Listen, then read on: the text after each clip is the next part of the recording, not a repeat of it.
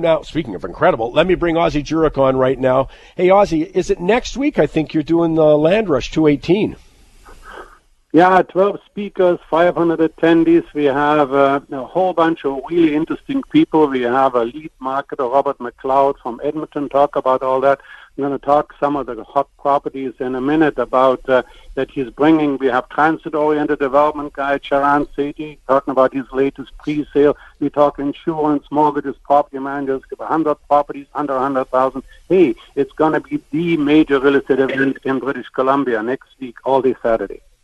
Yeah, and I'm just saying this, though. As you know, my attitude is so blunt here, Ozzie, that the whole deal is in this business is being right is what it's about. There are other businesses that's maybe not the case, but in this one, so I'm well aware of last year's recommendations. Buy recommendations in Surrey and Coquitlam and Mission, Whistler, you said, Victoria, which I'm so well aware of, Seattle and Phoenix. Of course, you've been doing right from the bottom there.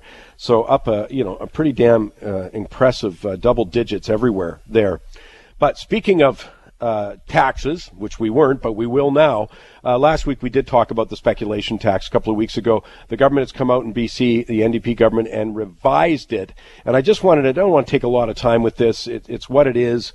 But very quickly, a couple of areas, some areas got excluded, and I'm not sure if that's not related to votes or not. But the essence of the tax didn't change, but some areas got exempted. Yeah, and it's like the same with the Liberals last year. We get hit over the head with a 2x4, then we shout ouch, and then they give us a little less, but still keep the balance or the essence of the tax. Exempt now Gulf Islands and cottages, exempt are Parksville, Qualicum Beach, the Gulf Islands, Kent, Hope, Harrison Hot Springs. Bowen Island, where we also had launching a subdivision, is exempt, so we're happy. But surprisingly, Whistler also stays exempt, and Whistler has a real rental crisis. But places like Kelowna, West Kelowna, are still included, and you wonder why they do that. Anyways, the 2% is now only for foreign buyers, 1% for out-of-province owners, and British Columbians pay 0.5%. But in essence, once the tax is in, it can very quickly be adjusted. The most annoying thing to me is that Ms. James' statement that we are going after those who are clearly taking advantage of the market. We're ensuring housing stock in our major cities available for people who work hard. What? So if I buy a condo in Kelowna because I want to retire there, I'm driving up the prices and I'm not working hard? Yeah, I couldn't agree more. I think it's to call this a speculation tax is the worst government speak, the worst of that style of government speak there. But as I say, it's important also for people, whether it's in Calgary or Edmonton, they bought properties in the Kelowna area, for example, they'll still be subject to a 1% out of province tax, which led me to this topic here. I was looking for a place that doesn't have sales taxes, doesn't have foreign buyers tax, doesn't have a speculation tax, and still a pretty good buy. And you flashed back at me, he says, well, why aren't you talking about Edmonton? So I'm putting it back in your card. Exactly. Talk about Edmonton. Well, exactly. My partner and I were always looking for deals. We actually went last fall in November. We went to Edmonton and looked at a $1.2 million price for a 10-suite nice apartment building. We're not talking about the Vancouver sort of stacked together old building. No, really nice building. We thought that's kind of interesting. And when you look to that the province of Alberta is supposed to lead the nation in growth, that they have the most ambitious mega project underway, 66-story Stantec Tower and 54-story Marriott and a new one. And according to CBRE, the investment in Edmonton commercial real estate expected to rise almost $7.5 billion in the last 3 years, and then industrial properties investment is up 71%. Hey, this may be the bottom of the market.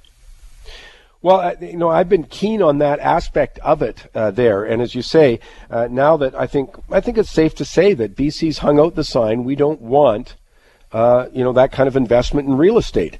Of course, there'll be arguments in that, but how can you not take that message away from this? I mean, they called it a foreign speculators tax, and they'd considered a foreigner to be someone in Vancouver who buys a condo in Kelowna. That's not what most people's definition are. But you look at Alberta, I mean, the market's still down, and as you say, you look at many things happening, and there's at least Edmonton and Calgary, both of them welcoming new product and new investment there. So it's an interesting place to see.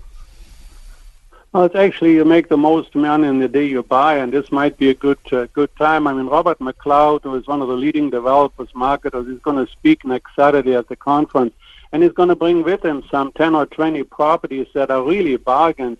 I don't know whether it's already too early to talk about some of those Edmonton deals. But yeah, I was going to say, the next thing is to say, give me a hot property from Edmonton then. Yeah, brand new, first class, all glass tower adjacent to the ICE district, which is the new district that has seen $6 billion in investment.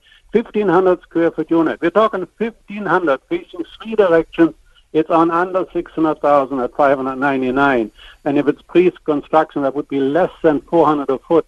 And a brand new 928 square foot, 2-bedroom, 2-bathroom, underground parking in Northwest and Edmonton, rented $1,550 a month. It's on at 235. I mean, you can't get a front door for that in Vancouver.